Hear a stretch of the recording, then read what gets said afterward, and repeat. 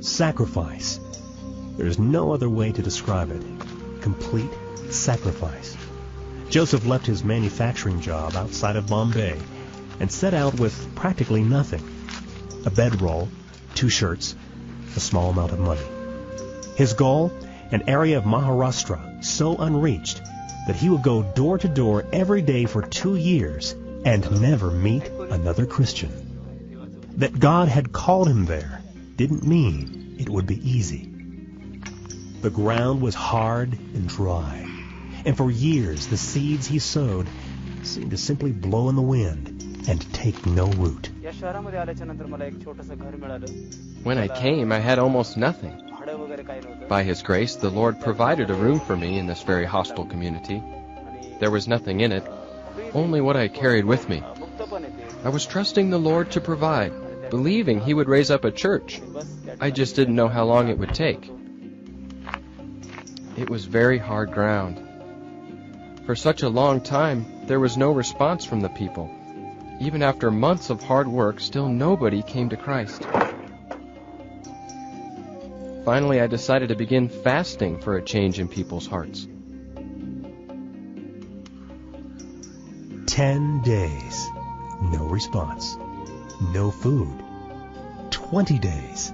Still nothing. 30 days of continued fasting and prayer. Still, the breakthrough did not come. Eventually, the fast had to end. Yet even this didn't cause him to lose hope. I was supplied with printed materials to hand out, but the task of getting them home was almost too much for me. The sack was full of the literature I needed, but very heavy. When I couldn't carry it anymore, I would drag the sack over the ground to get it home. It was grueling in my weak condition. The people needed the information, and I wouldn't give up.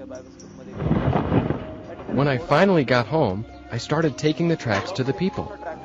Every day I would leave my literature and share the gospel message. Town after town, village after village. Eventually I would run out of the tracts and begin the whole process again. And again. For the next 2 years, Joseph would continually offer his body as a living sacrifice to the Lord. Yet despite all his efforts, the people still were not responsive.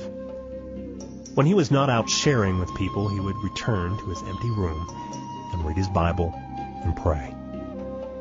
Hearing him pouring out his heart to the Lord made his neighbors nervous, and they accused him of witchcraft.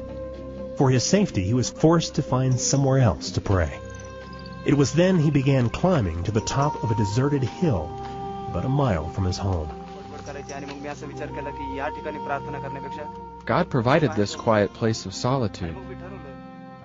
I could turn my heart to Him and not have to worry about those around me. Every day I would come here and I could see the towns and villages off in the distance, and I began to claim them for the Lord. One after another, I would lift the people up to Him. I had nothing to distract me. I would spend hours here.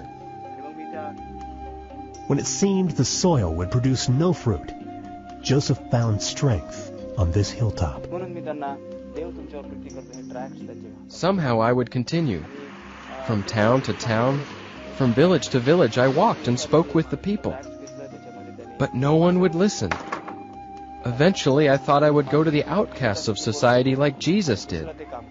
I went to the poor, to the drunkards. But they grew angry and wrapped my tracts around large stones and threw them at me. Once I was beaten and pulled into a house. They told me I'd be killed for my faith. But a man came by and heard my cries and rescued me before they could finish.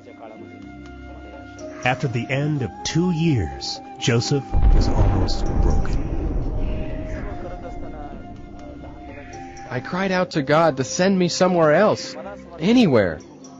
Finally, the Lord said to me, "Don't pray for another place. I have put you in this place, and I will sustain you." It was then I was led to speak to the only people in this land who would listen to me.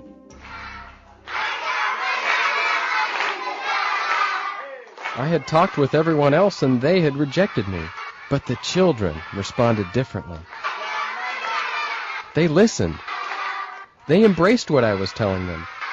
Soon scores of children would come to my room, and I would teach them simple church songs and tell them stories from the Bible. They would sing the songs at home, and their parents would ask where they learned them. The children would tell them about the nice man who loved children and taught them. And the parents would come and talk to me. Many, many doors were opened through these children. The Lord is so faithful. He is moving. See that village? I've gone to every doorstep and evangelized there. We now have a mission started. And in that town over there, we have a church. And that town too, we have a church and another mission starting.